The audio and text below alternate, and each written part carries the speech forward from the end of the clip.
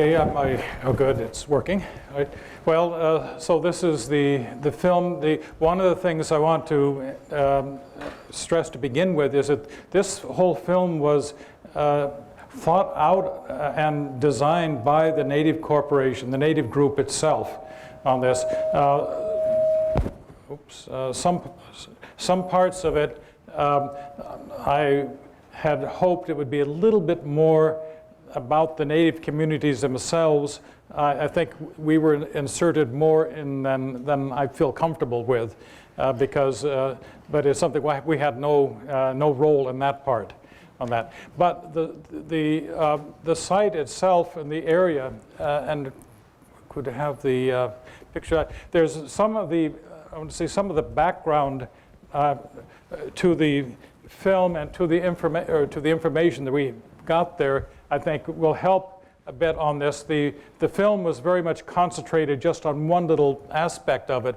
The area that we're talking about is along the Kobuk River here, which empties into Kotzebue Sound here. And the thing, it's in the northern Eskimo area, the Inupiat, which is the northwestern branch of Eskimos, very closely related to the Inuit of Canada and of the Kalalit of Greenland.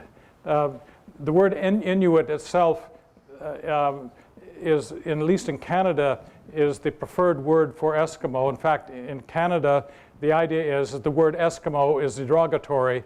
The whole thing is one that it was a bit of a mistake. The thought was that, well, Eskimo is derived from the term eaters of raw meat, which then was supposed to be bad. Well, in fact, Eskimo, the linguists have traced it down, and it doesn't even mean that at all. It means something like people who make snowshoes with nets on them.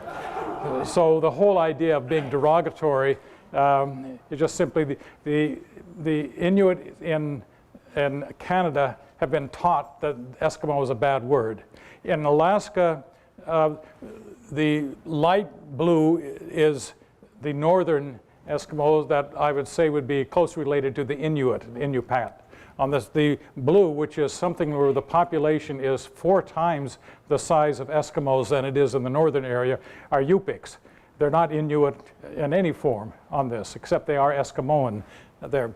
So in Alaska, Eskimos, when they're referring to Eskimos in general, the word Eskimo is a perfectly reasonable term. They use that for themselves. It's only if you want to be very specific, then you could be Inupiat or Yupik or something. So that's one aspect. Now for the project, it was an integration of oral history and archaeology, and it's one that we've been really keenly interested in over the years. And the idea is being able to test thoughts, assumptions in each of those sub-disciplines against each other. Wanni, as the oral historian and trained in oral history folklore at the University of Pennsylvania, took on the job of the oral historical part of this. And so we worked very much together as a team with the Native groups themselves in the area.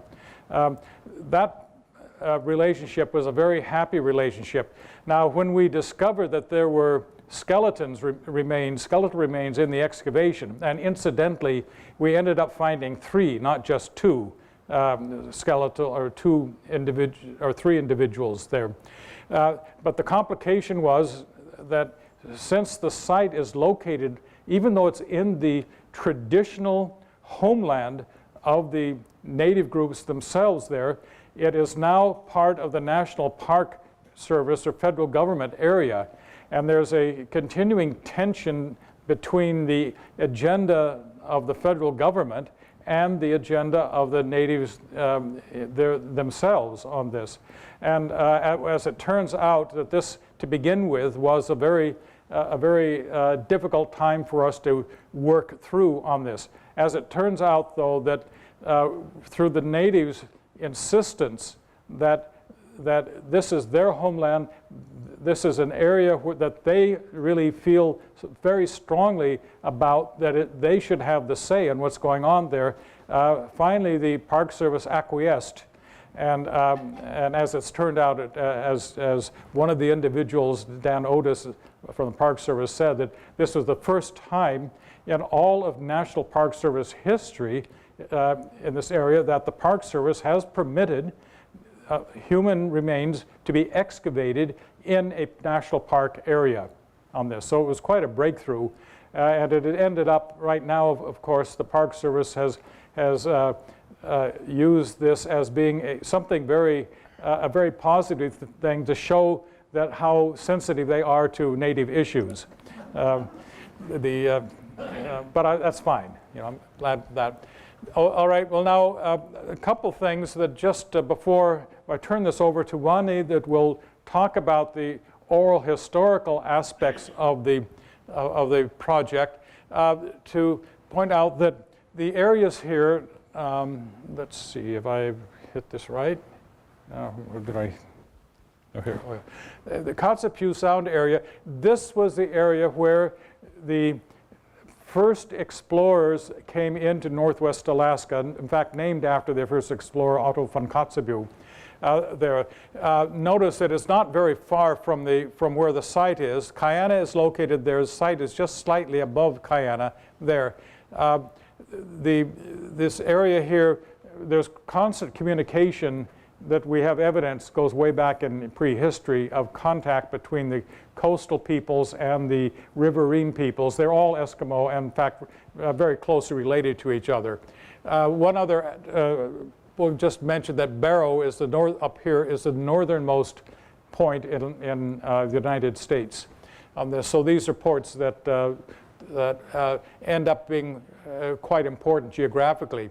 Now the thing is that all of the red and the purple colors there, those are Indians. They're all Athabascans of various sorts, northern Athabascans. They're ethnically, linguistically, absolutely different. There's a whole history of so-called animosity between Indians and Eskimos that go through time on this. And this is something that does fit into the folklore and as other aspects that we really needed to pay attention to. But before I get into the archaeological story, I'll turn it over to Wanni for at least some of the discussions of the oral history project.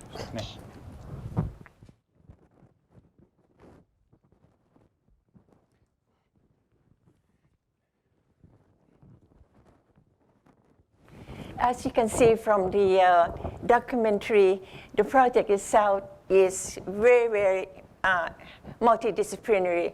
My role was as an oral historian, while for the rest of the members of the team, the research site was at the archaeological site, Inupiat Rock. My research site was in Kayana.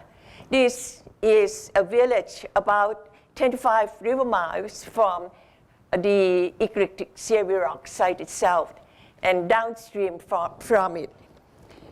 I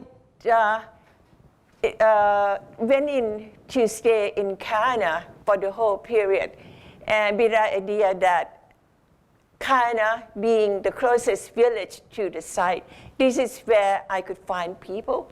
I can pester and probe and find information about Inupiat Rock and their descendants.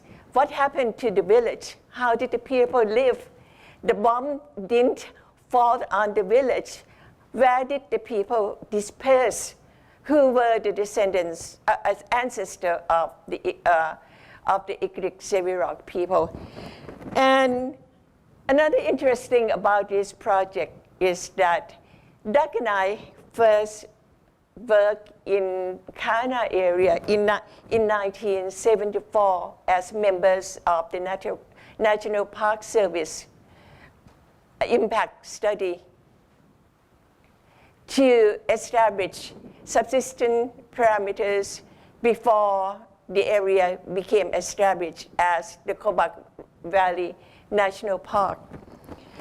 So the Kobuk Valley National Park is where the site is located.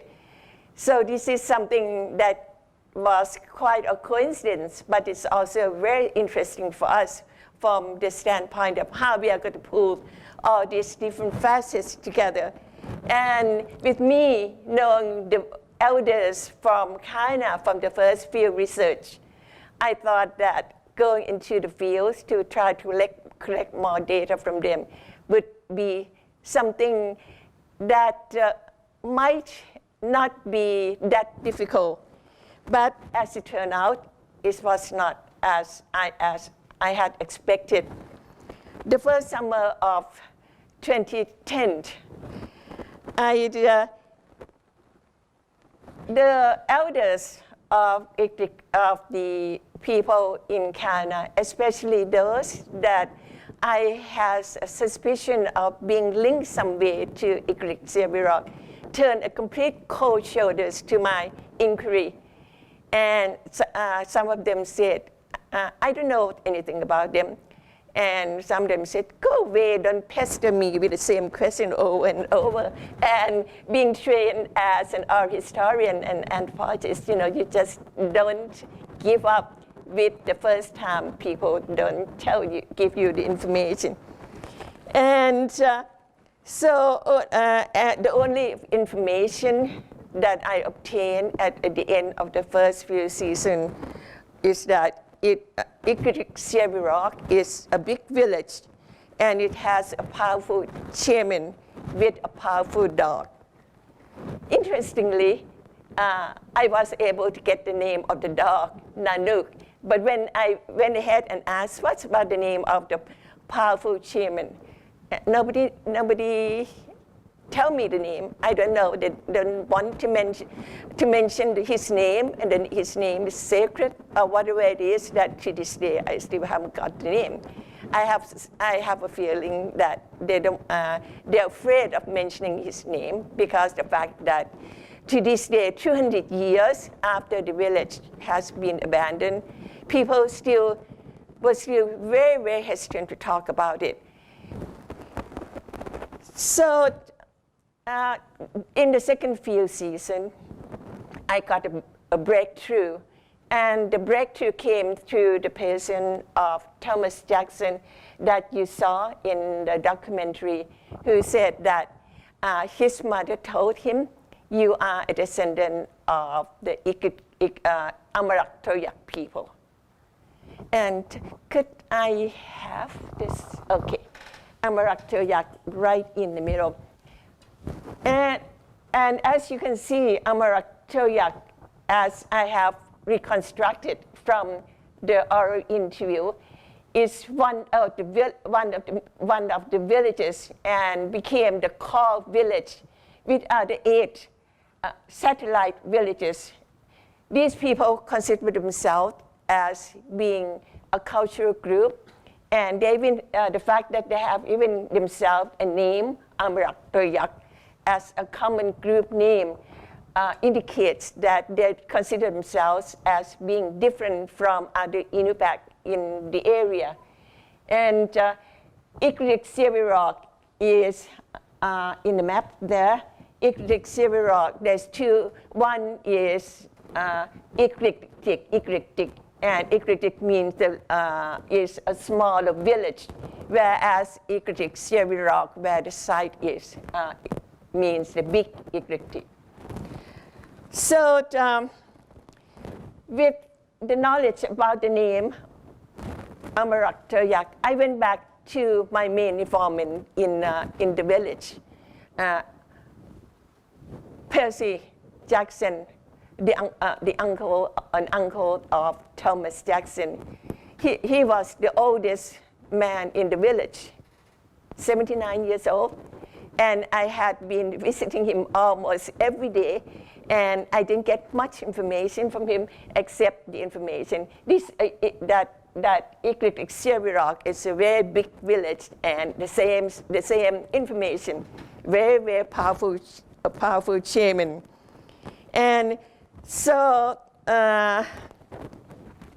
with the name of Amaraktuyak.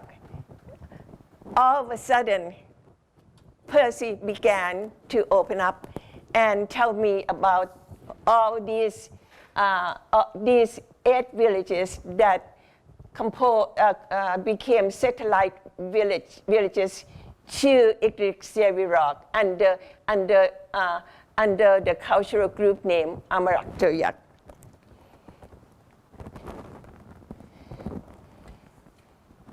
And from Percy also, as well as from an oral history that Doug collected from a northern village, the Bar River, where he excavated 1 year. It turned out that the people at Ikrik-Sevirok had a strong control over people in the northern part. I put the people in the northern part on the left-hand side there. So they had a very, very strong control over the group. And the sense of the strong control came from the presence of the powerful shaman, who was also a medicine man and provide curing to all the sick patients all along the river, and also the fact that the men at this particular village were very good warriors. In the oral history, it says that at one time, the people from Ikrik-Sevirok became worried that the northern part became culturally and economically changed by the immigration of the Athabascan Koyukon Indians into the area. In fact, many of the women, Inupiat women, began to marry into to the Indians, and the language of the northern Kobakers will also change. A lot of their words incorporated the Indian words into their vocabulary.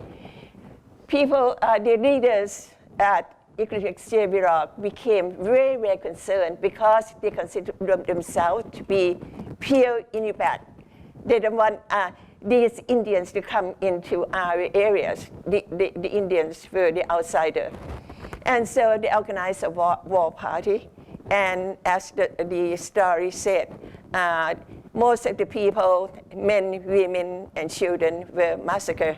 Only one man escaped, and the strongest man of the group. Another breakthrough came to the person of Dr. Louis Giddings. In addition to trying to interview the villagers, I also combed through whatever documents that Doug happened to have in his libraries, and all the stories and all the oral histories other scholars have collected from the area.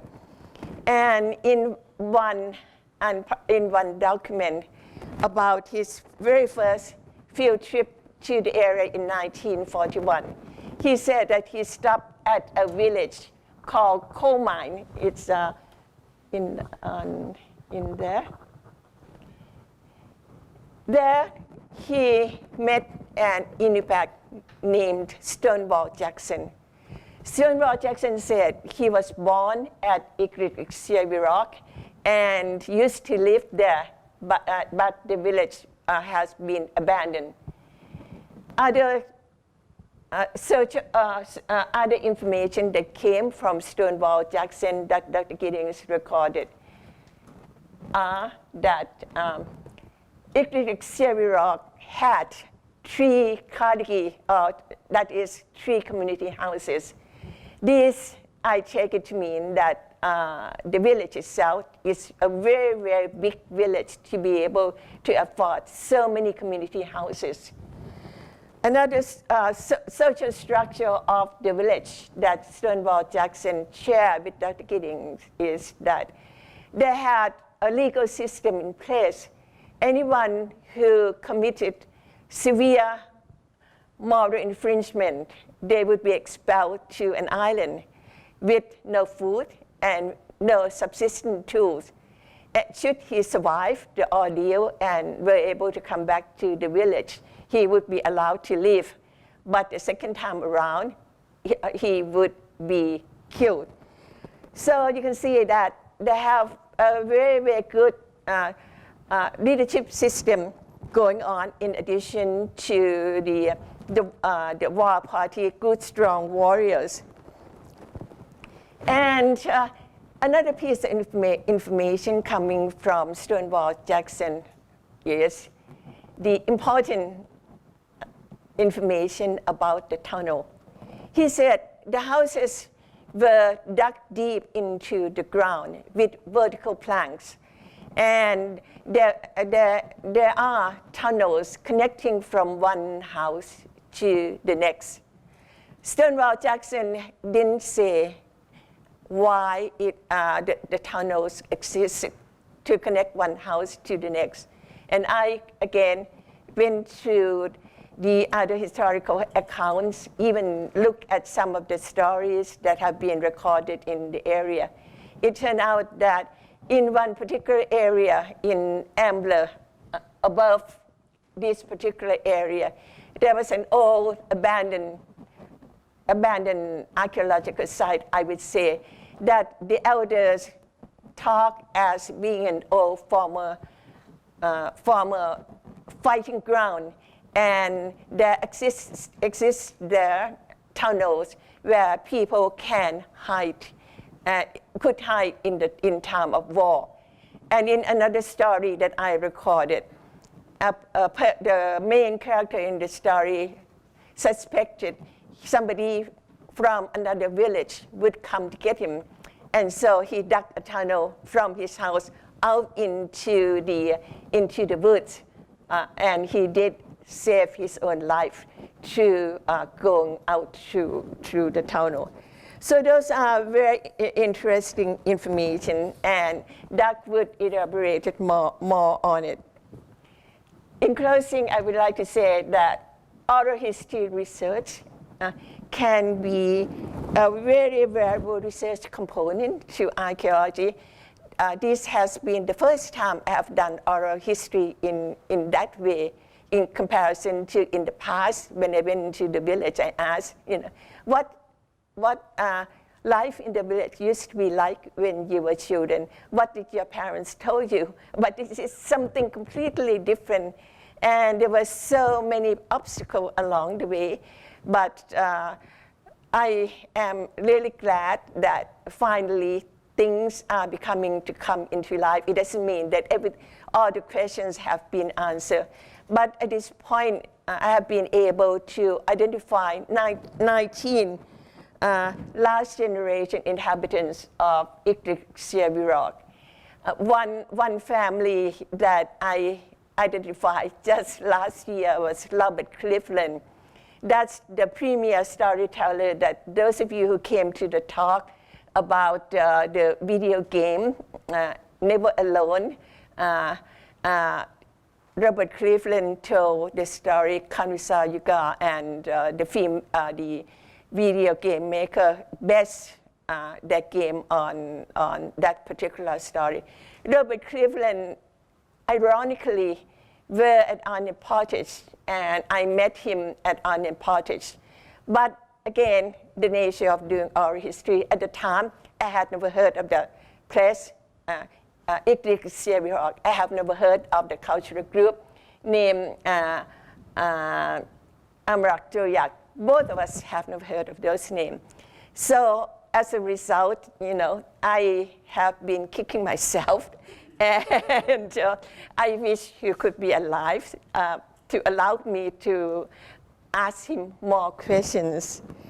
And I would like to close saying that Robert Cleveland family moved away from the village when he was 11 years old in the boat. And on the boat, his dad passed away. Among the very goods that his mother wanted to send with him were his pipe, his hunting knife, his gun and his binoculars. Definitely the last two items are white man's trade good items. And here I would like to pass the talk on to Doug. Okay, let's see if I get back to them. All right, well, so from the archaeological standpoint, the people in Guyana, main interest was, after we discovered that there were 3 bodies in this one house, one thing was very clear: something was going on. These were not natural deaths or something. The fact that there are 3, if there were only one, as Thomas Jackson has said, that it was typical that if somebody died in a house, they would abandon the house, period. But the fact that there were 3 bodies there meant that something else happened. And so the people in Guyana basically said that we want to know what happened there. Who were these people? Were they part of our family, or were they some other group that somehow came in, raided the area? Now, for the raids and all, again, I'll just quickly point to this area. The Athapaskans are right here. The animosity, enmity between the Athapaskans and the Eskimos, right in this little area here. There's constant stories that go way back in time on various kinds of fights and raids of one against the other. And there are even some of the stories that Wanni didn't mention now, but there's stories that in fact the area just above Guyana had been attacked at different times by Indians. Now, what they wanted to know then is that who were these people? Were they our ancestors, or were they others there? And where did they come from?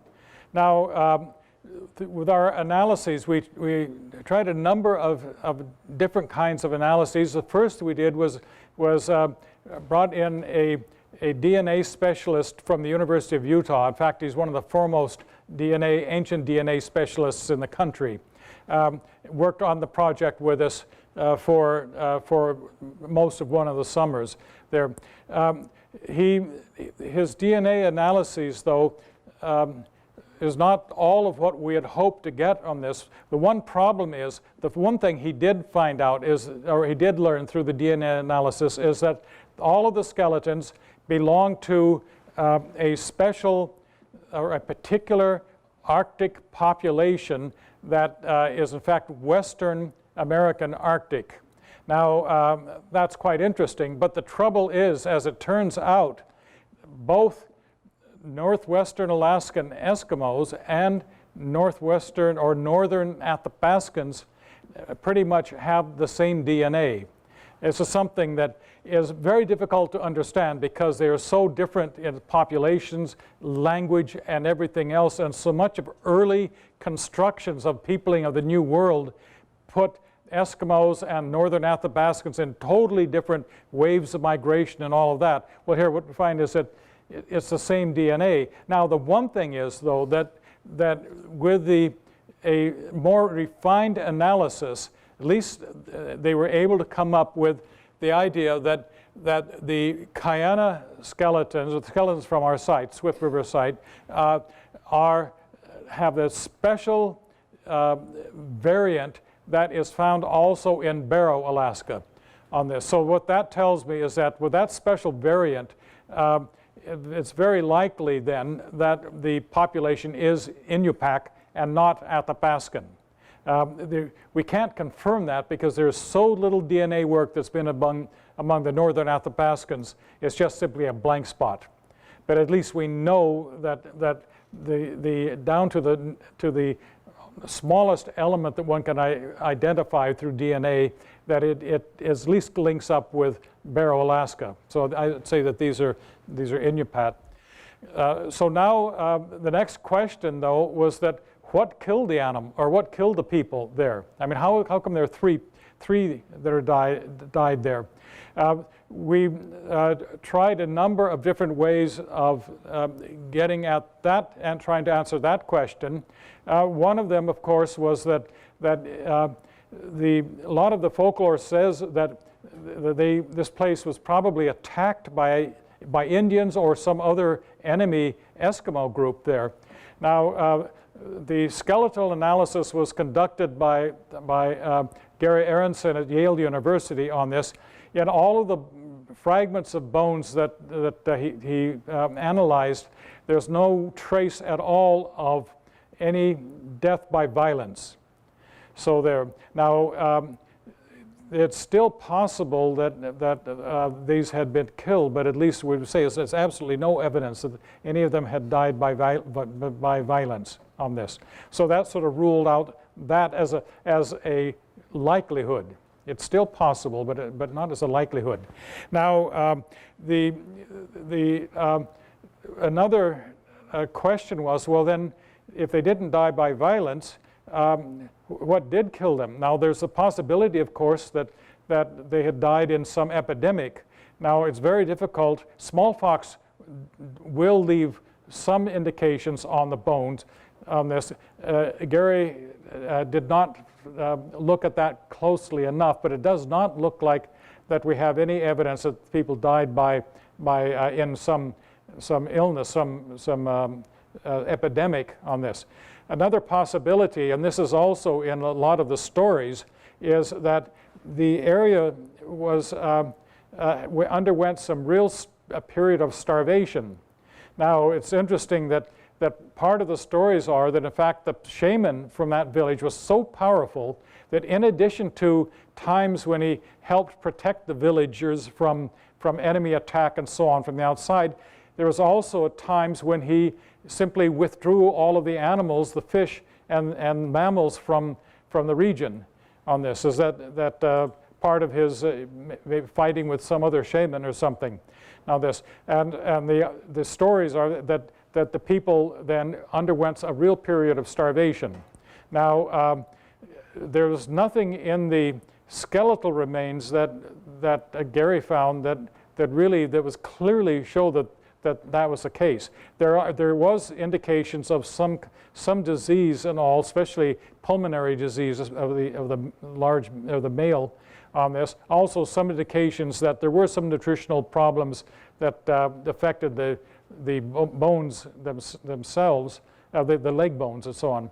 So we also then submitted bones for analysis, isotopic analysis, to an analyst at Oxford University, England, on this.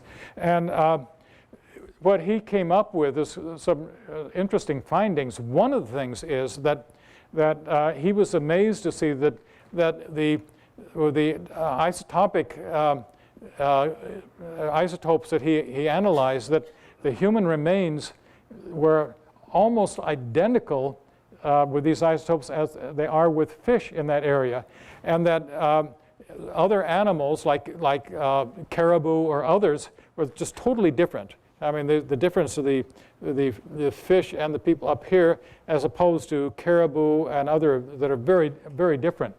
Now, he said he has never seen a population that was so reliant on fish to the point where it was really an exclusion of practically everything else on that. Now, as it turns out that the faunal analysis that that was done on our material, and incidentally, it was by Zoe Weiss, who's here tonight, who's just finishing up her MD degree this May on this. So, in fact, she did something of an honors thesis that was one of the best I've ever seen, and this is over 50 years of teaching on this. But she came up with very clear that the people were not hunting much caribou, but something like overwhelming 97% of the faunal remains were basically of fish, not of other animals,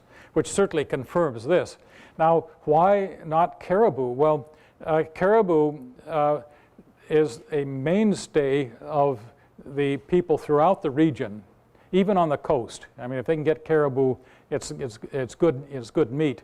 And so the fact that there was so little caribou bones in the site pretty well tells me that it's a period when the caribou population was almost gone in the region, because otherwise they would have been hunting caribou.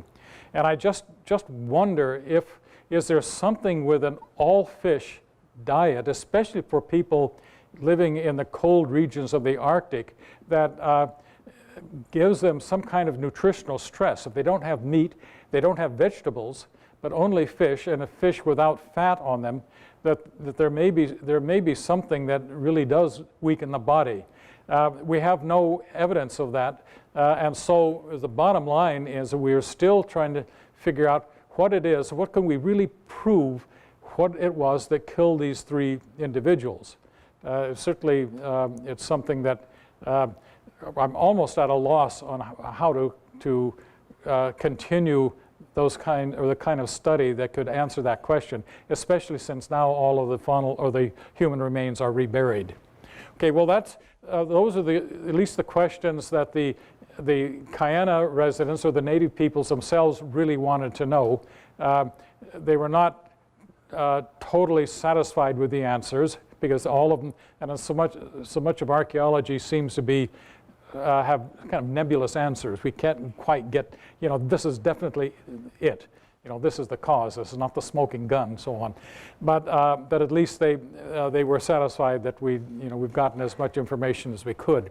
So now then we went into the questions that were the ones that was our particular interest to begin with, was that especially when we found out that the site was occupied right at the time, right before the explorers, the European explorers, entered the region on that. And in fact, I think for the period that they were there just before and right during that exploration, plus probably a decade after that. Now, it was particularly of interest to us to try to see how much of the lifeways could we actually piece together from our studies.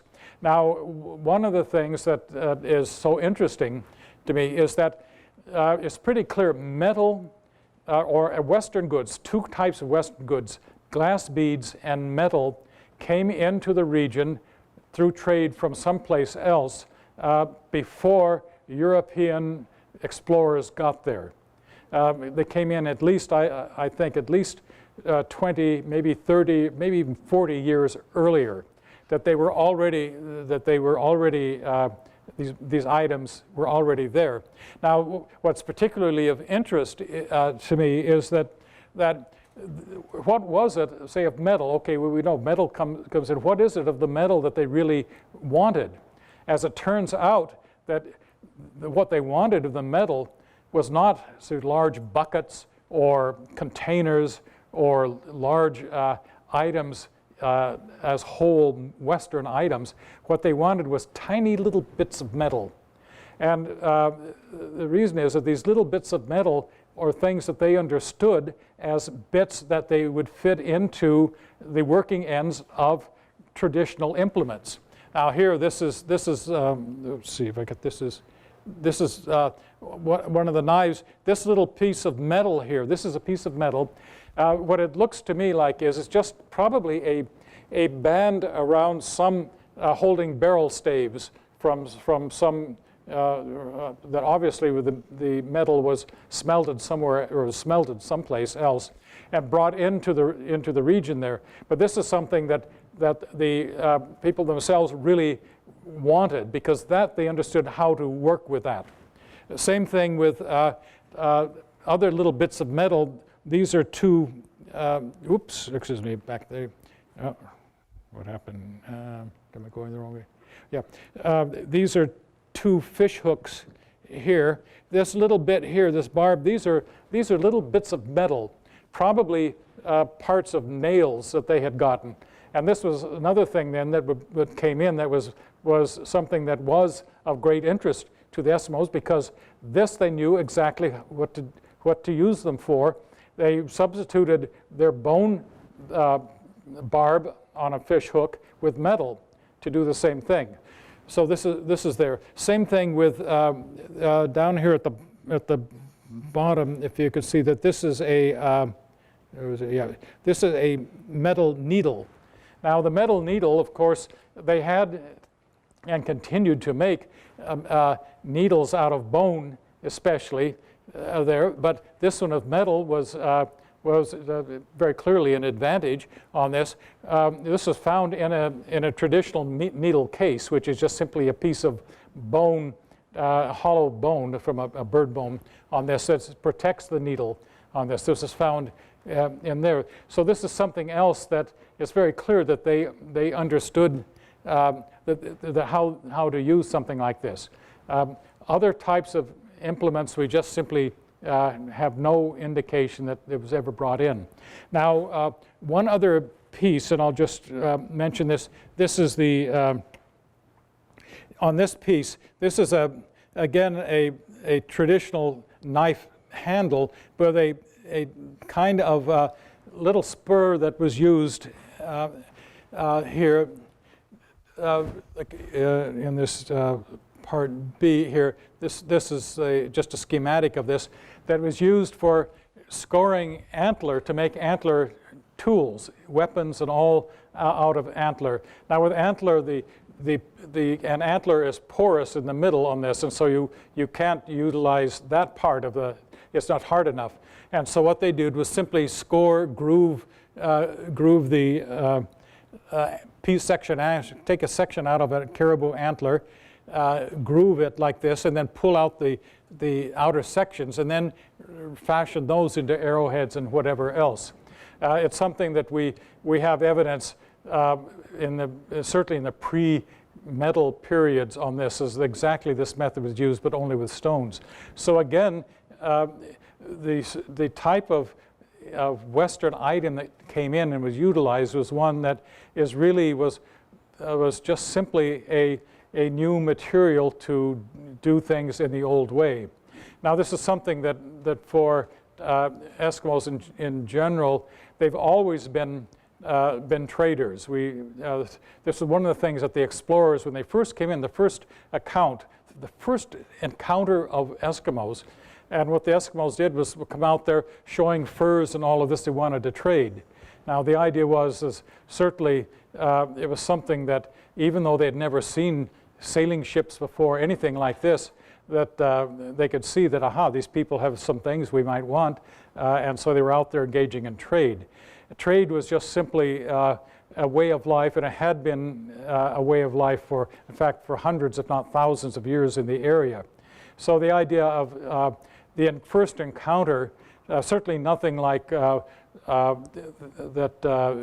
if we encountered Martians or something like this would be a big deal. For them, these new Europeans coming in for the first time, it appears to be a rather ho-hum to them. The main thing was as well, good, we've got some more things we can get on this. It's part of, I think, throughout their whole time, trade networks was key of that. Now, one of the other items, though, that was brought in were glass beads. Now, glass beads, again, the first use of glass beads that we can see up there were large beads, and certainly not the kinds of beads that one would sew into clothes to make patterns and all. They were used pretty much individually in for various insets into old types of items, decorative items. Now, we have evidence of indigenous beads, like out of amber or other kinds of material, coal or so on, that different colors on this that have been used up there for thousands of years. And it looks like then when the beads came in, the first thing was, good, well, what we'll do is this is a new color, something else we can use in our old ways on this. Now, part of this is that, notice that some of these, whoops, why do I keep hitting that? Some of these beads have been split. And part of that, of these split beads, especially if they're embedding it into some other material, you get it seated much better if you can just take a half a bead and split it into an object rather than trying to cement a whole round bead in that. Now, beads that were used for clothing came in probably about 40 years after that, where we find in sites 40 years later on this, sites are full of little seed beads and all the types of beads that you would sew into clothes and all. So that came in later, but the first use of beads were I think for individual items. Here's one of the drawings of one of the persons of the Otto von Kotzebue's voyage of discovery in Kotzebue Sound on this. And here, this is show that these are a particular kind of lip lug that was decorative. But in the middle of these, they drew were split beads that had been set there. Well, it looks like that these split beads, this was 1816, but we're back even in 1790, that they were already using those, were being traded in and using them in that kind of fashion. Now, so out of all of these kinds of information, by combining the oral history, which has helped us in so many different ways, one of which one had mentioned was the idea of tunnels connecting up houses. Now, I'd read about that before, in fact, from Giddings when I was a student here of Giddings on this there, but Giddings didn't make anything of it really, just that, okay, well, good, you've got probably tunnels that are connecting up as two houses as a social unit. It never thought of it in any other kinds of terms. But then with the oral history describing this site as being that the houses were connected with tunnels, not just one or two houses, but lots of houses connected with tunnels. What we did is that guided our geophysical research that Tommy Urban did. Totally different strategy on how to map out areas. In fact, we did confirm that these areas were being connected up with tunnels on this. So it's really quite interesting. Just in the same way as the other way around, that with the archaeology, it was pretty clear that for a time the site was abandoned, and then through Wanni, then trying to find out, well, what do they know about the abandonment of the site? This is where then she got the information that, well, this village had undergone a period of starvation, which it didn't come out in any of the oral history comments before then. So there was certainly testing one of our observations from either from oral history or from archaeology against the other. We certainly came up with a much fuller picture of life at that time. Now, our final part, I still argue a bit about the weight and veracity of each of these, and the importance of each of the types of findings, but it's part of our discussion. But one thing that I think, when we now are to the point where we really have at least to piece together quite a bit of what life must have been like at the time of contact. One of them was that it's very clear that the people were undergoing a period of some real hunger. Now, whether the skeletons died of starvation or not, we can't say, but they were undergoing a period of hunger. Now, the thing is, though, that in the Arctic, going through periods of hunger or times of plenty or hunger is just simply cyclical. It happens all the time. So this was it was in a hunger period for them. Same thing with trade now. Trade was very important, but then trade, we know from materials that come in to the area for the past or earlier 1,000 years or so, coming from remote areas, that these people were engaged in trade too, and something. So the new trade, when the Westerners came in, the explorers came in, it added some items, but it was not, I would say, some revolutionary discovery of the natives' perspective. Suddenly we got all this, these weird people coming in. It was all just simply taken in stride, and we decided, oh, good, we've got more things we can get on this. Now, as far as the life there, it's very clear both from the oral history and what we're seeing in the archaeology from excavating different houses on this, that there was some real difference in wealth. One of the houses was just loaded with items that were certainly we would say valuable items. Other one was they're relatively poor individuals.